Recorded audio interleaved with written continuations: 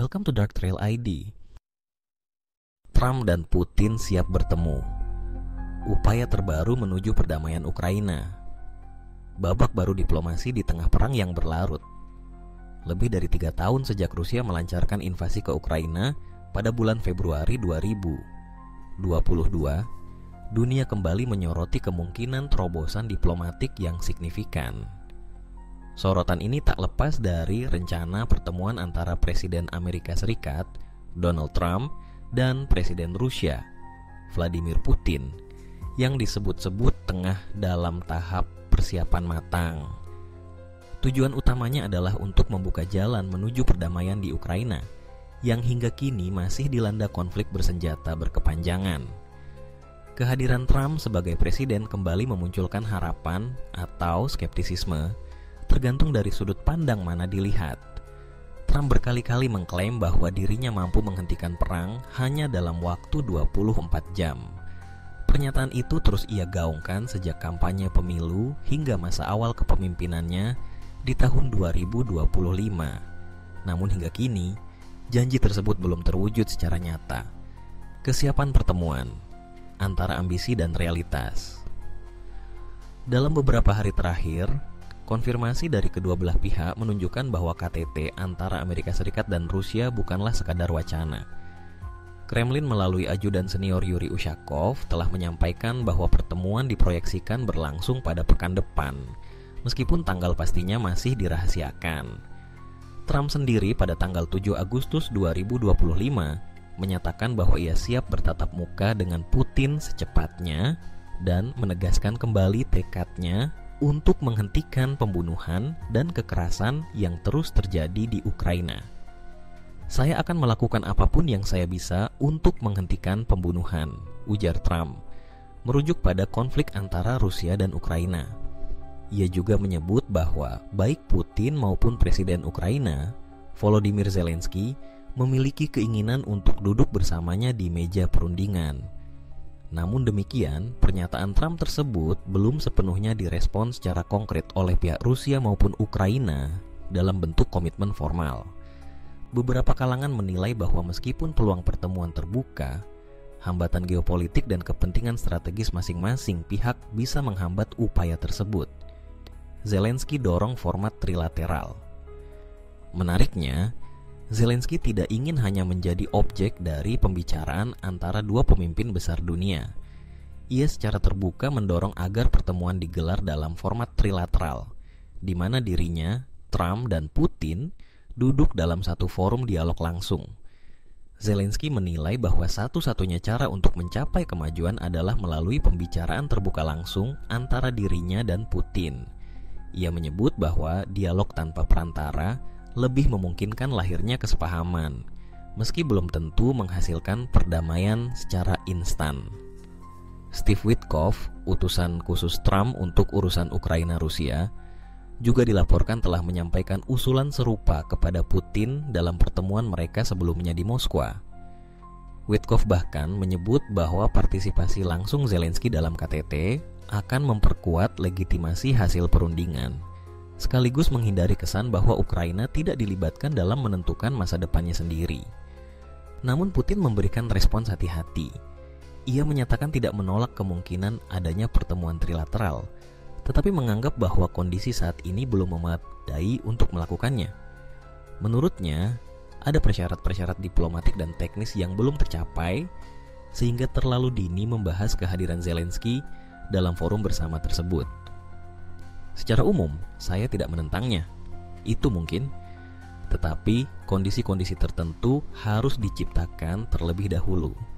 Sayangnya kita masih jauh dari kondisi itu, ujar Putin pada tanggal 7 Agustus 2025. Lokasi KTT masih misterius. Di tengah pembicaraan tentang substansi pertemuan, isu lokasi pelaksanaan KTT juga menjadi perbincangan tersendiri. Hingga kini, belum ada pengumuman resmi terkait tempat yang akan menjadi tuan rumah pertemuan bersejarah tersebut. Yuri Ushakov dari Kremlin menyebut bahwa tempat sudah disepakati secara prinsip, tetapi belum diumumkan ke publik. Sebaliknya, pihak Washington membantah bahwa lokasi telah final dan menyebut bahwa pembahasan mengenai tempat masih berlangsung. Beberapa negara disebut sebagai kandidat potensial. Uni Emirat Arab (UAE) dinilai oleh Putin sebagai tempat yang cukup cocok untuk menggelar pertemuan. Negara lain yang masuk dalam daftar adalah Turkiye dan Arab Saudi. Keduanya memiliki peran diplomatik yang cukup aktif dalam isu Rusia-Ukraina. Sementara itu, Tiongkok juga masuk dalam spekulasi, terutama karena Trump dan Putin dijadwalkan melakukan kunjungan ke sana pada awal bulan September mendatang. Namun, opsi negara-negara anggota NATO seperti Finlandia dianggap tidak realistis. Hal ini disebabkan adanya surat perintah penangkapan terhadap Putin dari Mahkamah Pidana Internasional (ICC) yang mewajibkan negara anggota ICC untuk menangkap Putin jika ia memasuki wilayah mereka. Posisi kedua pihak jauh dari kata sepakat. Meskipun wacana perundingan ini menggembirakan banyak pihak, kenyataannya posisi diplomatik antara Rusia dan Ukraina masih sangat berjauhan. Rusia tetap kukuh pada tuntutan-tuntutan lamanya, termasuk pengakuan atas pencaplokan 4 wilayah Ukraina yang dianeksasi oleh Moskwa: Donetsk, Luhansk, Zaporizhia, dan Kherson. Selain itu, Rusia juga menuntut Ukraina agar menyatakan diri sebagai negara netral, berhenti menerima dukungan militer dari Barat, serta dikeluarkan dari rencana keanggotaan NATO. Sebaliknya, Ukraina tetap menuntut gencatan senjata segera dan menolak keras klaim Rusia atas wilayahnya. Pemerintah Kiev menganggap bahwa aneksasi Rusia merupakan pelanggaran berat terhadap kedaulatan nasional Ukraina dan hukum internasional. Namun, di tengah ketegangan itu, ada sedikit titik terang. Ukraina mengakui bahwa proses diplomasi masih dibutuhkan untuk merebut kembali wilayahnya, bukan semata-mata melalui pertempuran. Artinya, jalur negosiasi tetap terbuka, meski dengan kerangka waktu dan syarat yang masih sangat sulit. Trump, Putin, Zelensky bukan prasyarat. Salah satu pernyataan penting dari Trump yang mendapat perhatian luas adalah ketika ia menegaskan bahwa pertemuan antara Putin dan Zelensky bukanlah prasyarat untuk terlaksananya KTT Rusia-Amerika Serikat. Ketika ditanya oleh wartawan tentang kemungkinan itu, Trump hanya menjawab singkat, tidak. Sikap ini memperlihatkan bahwa ia ingin memisahkan jalur diplomasi antara dirinya dan Putin dari dinamika bilateral Rusia-Ukraina secara langsung. Namun, banyak pihak mempertanyakan apakah strategi ini realistis dalam konteks konflik tiga pihak yang sangat kompleks, konteks internasional dan kepentingan geopolitik.